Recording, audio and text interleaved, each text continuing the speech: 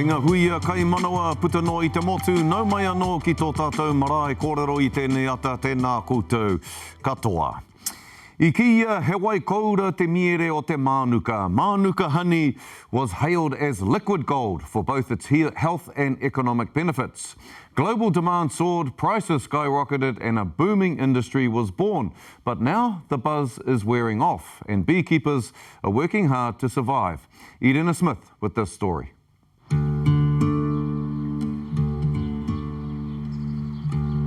It's a picture of many years working hard in an industry that has gone from sweet success to survival mode. We haven't been able to sell honey for the last 3 years, and we're right at the stage of winding up, walking away from the hives because you can't give them away.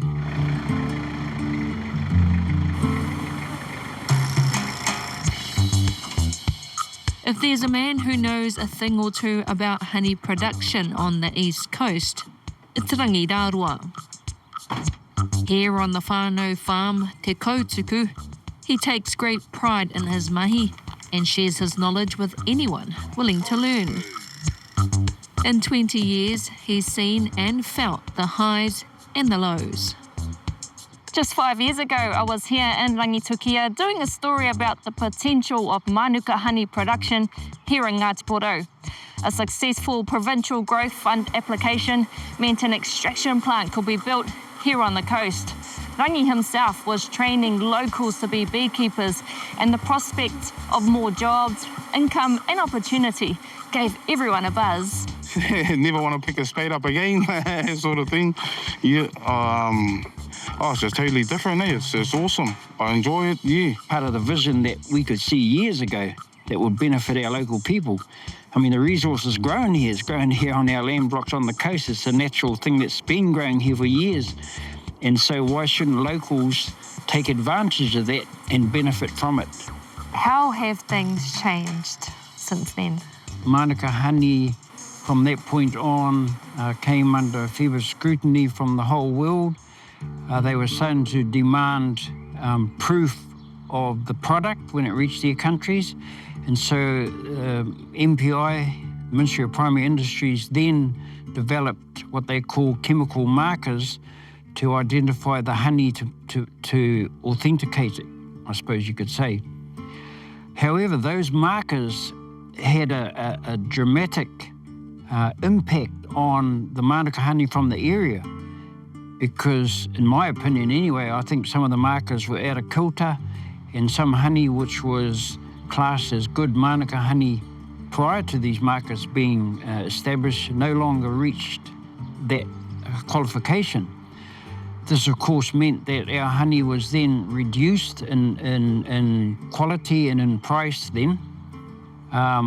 It was harder to find markets and had a huge impact on the whole industry. That, coupled with the fact that big honey companies like Comvita were no longer buying off the small producers, meant operators like Rangi couldn't sell his honey. And even if he did, it would be at a low price. Behind the scenes, the Manuka Charitable Trust, made up of iwi leaders, and its board of directors, chaired by Kristen Kohere-Suta, are looking at ways to future-proof the industry.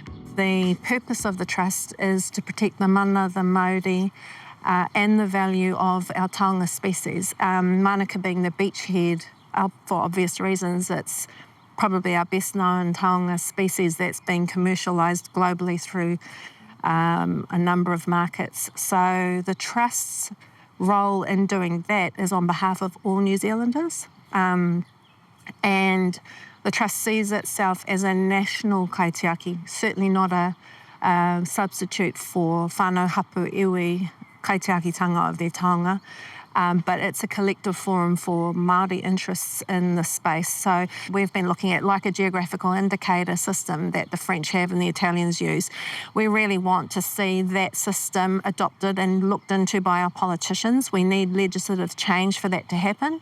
And the Trust has been one of the biggest champions both in Parliament and also we've gone to study the actual system.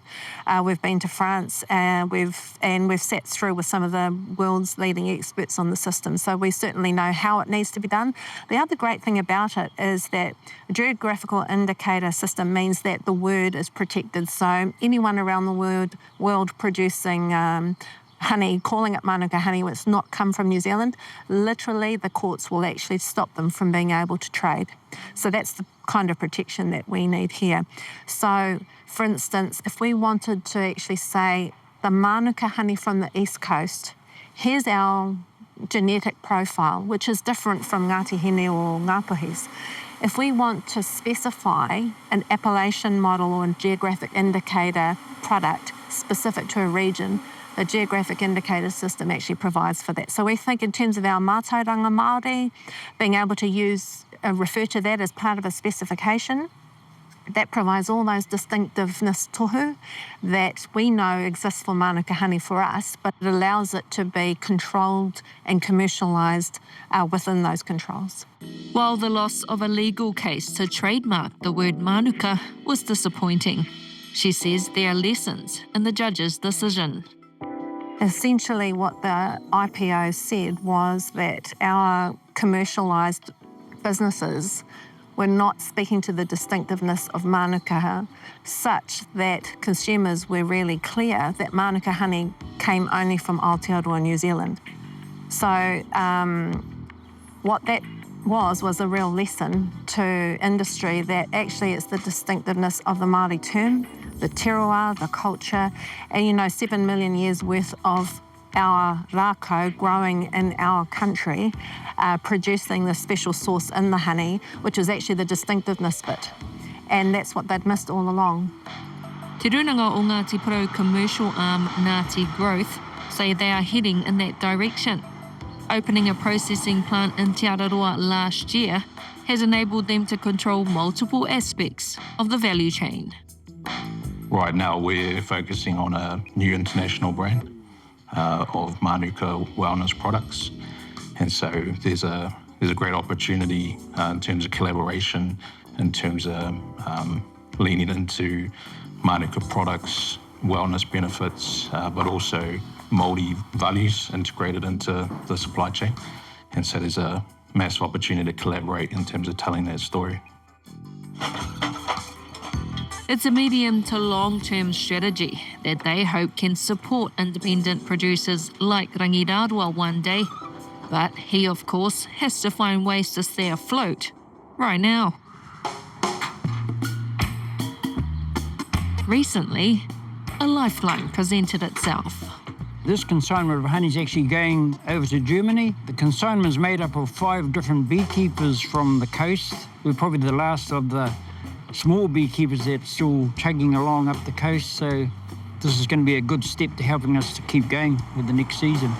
Get some money for the honey you're producing. The bills start packing up, and if you can't pay for them, no one's going to give you any credit after that, so we're lucky to be able to move some, pay the bills, and keep the hives going. Well, I suppose the most excitement is going to come when we see that money go into the bank. At the moment, it's on its way. 70% is supposed to go in your bank prior to it leaving New Zealand shores, and then the other 30% when it reaches the destination after they've done tests to make sure it's genuine stuff. A sign that there is still a strong market for Manuka honey internationally. Every drum has to be labelled. It's got your drum ID, the name of the people, R&E, that's me. 38 drums of Manuka honey, keeping 5 Māori producers in the game, as small players hungry for more. Rangitukia honey is different from Te Araroa honey, you could say, although they're all Manuka. But to us, this is first to see the sun over here, so we've got a little bit of a head start on them guys over there. But I think if you can create a story so that people who are looking at buying your honey can see the story behind it, like where did this honey originate, what sort of land is it in the middle of an industrial area, all that sort of thing comes into play when you're selling honey. So if they can see an environmentally beneficial area, and this is where this honey comes from, they're more likely to support that, because global warming is worldwide. So they're more likely to support honey that's coming from those areas where the people are trying to look after their land, and create more biodiversity on their land, which is mostly Māori land. There is a glimpse of hope on the horizon. The fact that these ones have moved and there's a wee bit of interest out there makes us think, oh, well, things can only improve from here on. At an urgent Waitangi Tribunal hearing this week, the proposed regulatory standards bill was labelled inappropriate, dangerous and raising serious concerns about constitutional overreach. The tribunal findings were released just this Friday. Joining me now to unpack what it all means, lawyer Tania Waikato, and via Zoom, Dr Carwyn Jones and mihi ana kia kōrua, tēnā kōrua. Dr Carwyn, what is the regulatory standards bill and how does it relate to the treaty principles bill? Oh, tēnā koe, tēnā tātou. So the Regulatory Standards Bill, the intent of it is really to have all law conform to a particular set of criteria. Now, the set of criteria that are included in the bill, all legislation going forward, and indeed all existing legislation, needs to be assessed according to this particular selective group of criteria. And the difficulty is that the criteria is a very limited set of principles, and so it is very much focused on things to do with protection of property rights and wealth, and doesn't include things like environmental protections, any requirements for equity, or indeed any protections for te tiriti. And so all of those rights are weakened by this bill and the requirement or the assessments that will be required in terms of all law trying to conform with this. And so where we see the link with the Treaty Principles Bill is that the Regulatory Standards Bill would provide a means to weaken those tiriti protections and in fact remove the legal meaning and effect of te tiriti from our law, which is what the Treaty Principles Bill was all about. And so I think I see the Regulatory Standards Bill really as finishing off the work that was started by the Treaty Principles Bill and ultimately rejected. Ka pai tēnā whakamārama. So Tania, the treaty's not in the conversation about the Regulatory Standards Bill. Is that the only thing that we as Māori should be concerned about, or is it much bigger than that? It's much bigger than that. So as Carwyn's just said, one of the core issues and why Māori should be concerned with this piece of legislation is this is the Treaty Principles Bill version 2.0.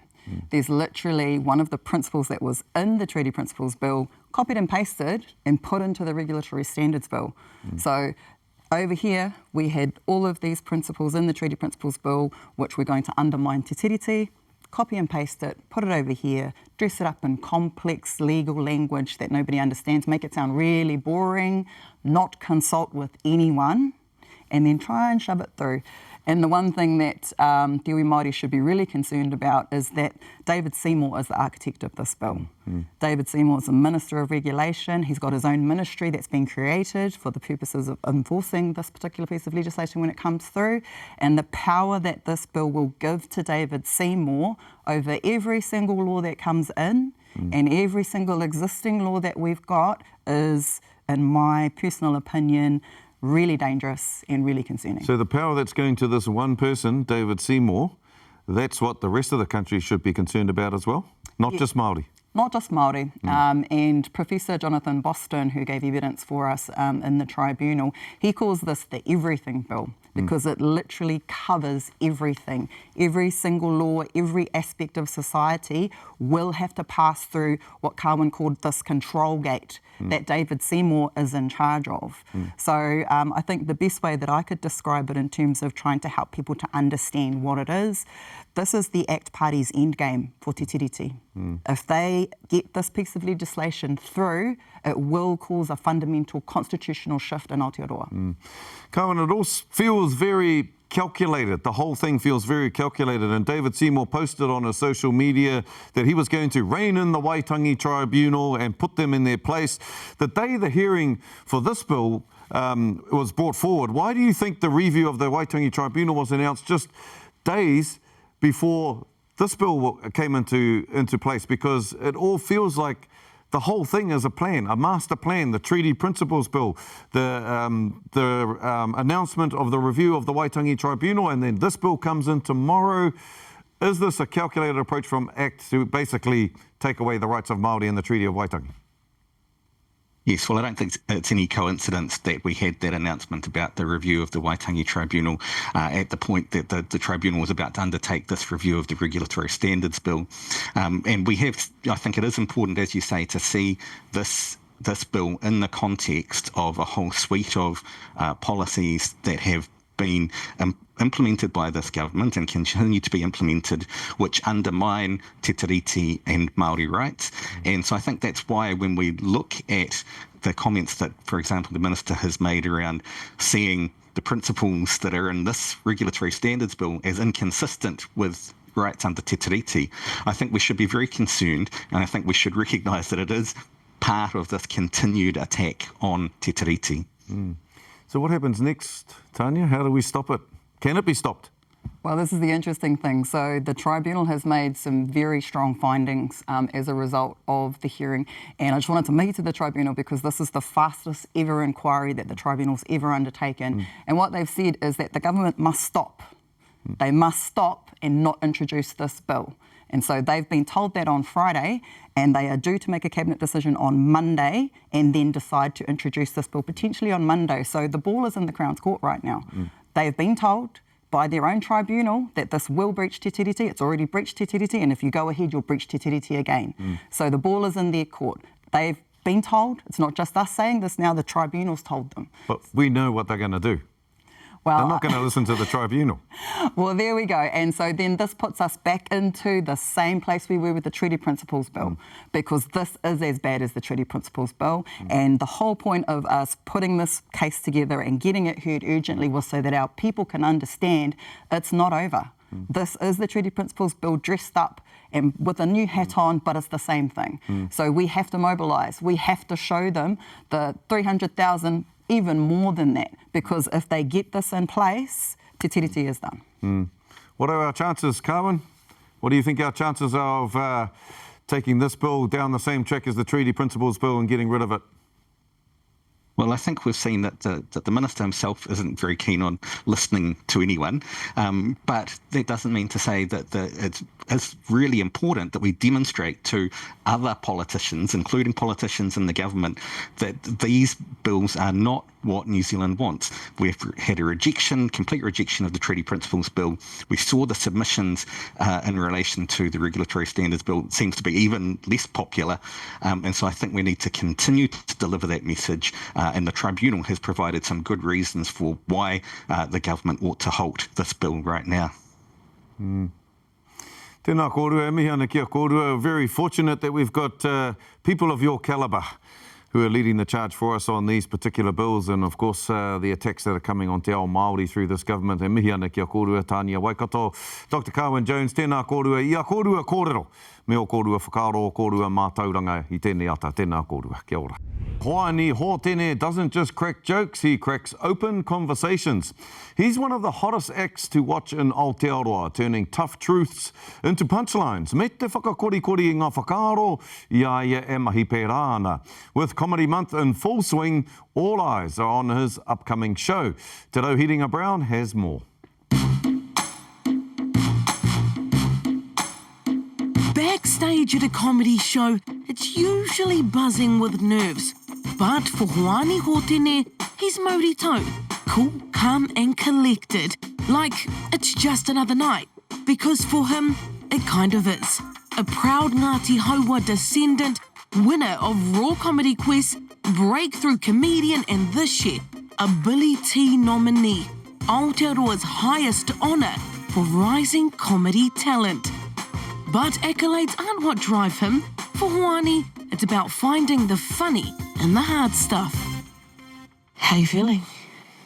I feel good. Oh, I feel pretty, yeah, it's been like, this is show number 11 and I don't know, they've all been mean. So usually I'm not nervous until like, literally he's about to say my name. Kia ora, Tamaki Makaurau. How you feeling tonight, Te whānau? I think it's time. Start putting your hands together, start making some noise, and welcome to the stage, my brother. You're going to absolutely love him, the one and only Hoani Hotene. Kia ora, kia ora. Hi, I'm Hoani Hotene. It's a Māori name. I'm a Māori guy. Surprise! Kia ora, kia ora, kia ora tēnā koe. Kia ora. Green show. Thank you, thank you. The one and only Hoani Hotene. Kia ora, thanks for having me. How you feeling? I don't know, I'm still relatively chill. You just look so settled, like you were born to be in that space. Kids nowadays have a lot more options, eh? Like if you're a kid learning te reo Māori, there's like Moanas in te reo Māori, Lion Kings in te reo Māori. We didn't have that. But what we did have when I was a kid is we had Māori SpongeBob, okay? SpongeBob te rauporo whā, okay? Now in English, right, at SpongeBob SquarePants, 2 syllables. Te reo Māori was SpongeBob tā rauporo whā, 5. Now, that difference between 2 syllables and 5 syllables became a little bit of a problem in that theme song they had. They didn't change the rhythm at all. The show would start off being like, Kua rite koutou, ai kapene, o nā awa he whare painaporo e SpongeBob tūrapura whā. Just tell us a little bit about how you found yourself in comedy. Was this something you always saw yourself doing? I actually thought I was funny as, like, yeah, but I never even thought about doing stand-up. I kind of wanted to be like a documentary maker. And then I was taking a course at uni and we had these mates who were doing like, they were doing gigs on their roof. One of the people who was organising it did a little bit of stand-up and he kind of had like a flat gig. And then I went out there and I did it and bro, I was shaking. You know, like the adrenaline shakes, because it actually went great. Like it was real good. Like it's so funny for the first set to be good. The second set was terrible. The second set was real bad. The only other person they changed was Mr. Krabs, okay? He was Matua Krabs.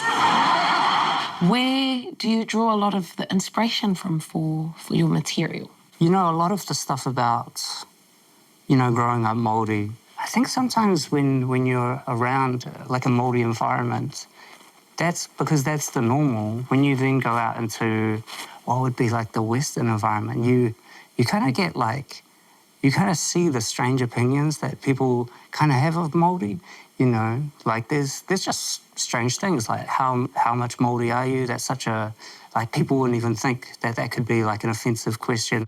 But people would ask me, man, they'd be like, oh, so is your mum like this much? Is your dad like that much? You know, they keep kind of like finding out which part of you is Māori, which part's not. So eventually I asked my old man, I asked my dad, I was like, you know, Dad, as a percentage, like how Māori are we? And he looked at me and he was like, Hoani, what part of you is not Māori?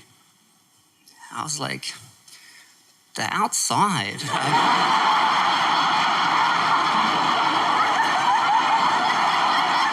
Tell me about your whānau. What do they think of your comedy?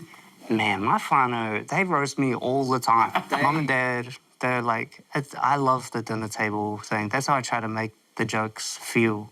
Māori comedy is very different now, you know what I mean? Like it's got kind of the old school sort of Billy T style jokes, and then there's like very personal stuff, and then there's very silly stuff. I think there's a bit more awareness now around how we represent ourselves as Māori on these massive platforms?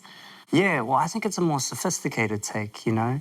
Like, yeah, because, you know, I love Brotown, but I didn't know Jeff the Māori. Do you know what I mean?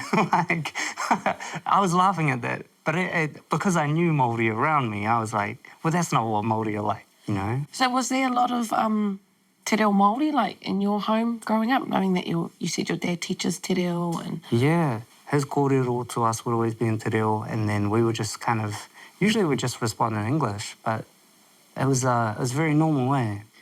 I think it's that thing of like, you grow up in a space where the mainstream perspective isn't your perspective. There's definitely like a hiakai there, like a hunger to want to remember and re-grasp te reo Māori. Yeah, I was going to sign up for a wānanga of Aotearoa course, but I think I signed up like 2 months after or tried to sign up 2 months after it closed. So I'll probably try to do that, just some distance thing. It's one of those things where if people are talking, you know, I can understand it pretty good, But man, it's that bit where I'm trying to say. I've been flatting recently, and when you flat, what happens is the landlord they'll send you like a rental agreement, right? But that's a legal document, and in New Zealand, right, any legal document can be done in English or te reo Māori.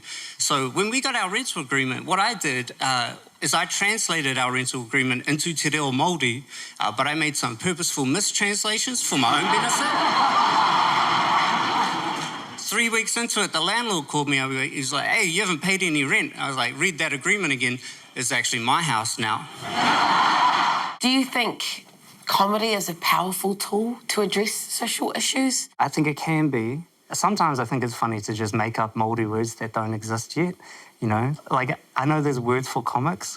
I call myself a kai whakahaha, and I think that's... Do you get it? Kai whakahaha. Yeah. Because you make people go ha. Yeah.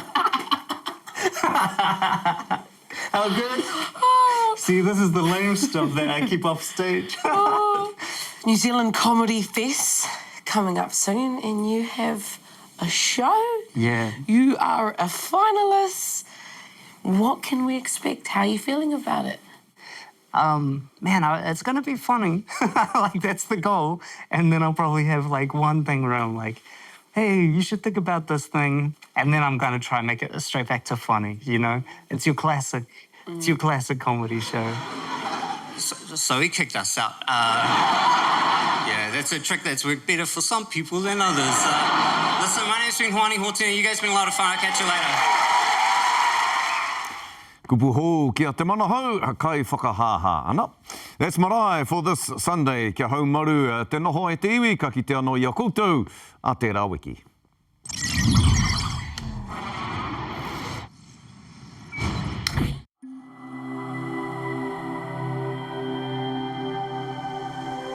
Ko te reo, te take.